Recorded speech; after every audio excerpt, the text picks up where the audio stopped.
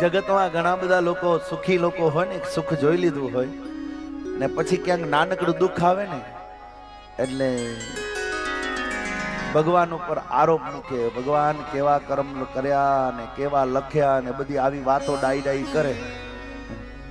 અને આજે અંગત દિલીપભાઈ વાત કહી દો કે ભગવાન જેને પોતાનું બનાવવા માંગતું હોય ને એને જ દુઃખ આવે છે. બાકી સુખી લોકો એવું નહીં. કોઈ સુખ કોને કેવું? રૂપિયા વાળાને સુખી કેવો નહીં. રૂપિયાથી સુખ હોય તો જગતના બધા લોકો કોરોનામાં ગયા કોઈ જાત નહીં. રૂપિયાથી સુખ નથી. રૂપિયો કે વ્યવસ્થા ખાતર બહુ જરૂરી છે, પણ રૂપિયાથી સુખ નથી.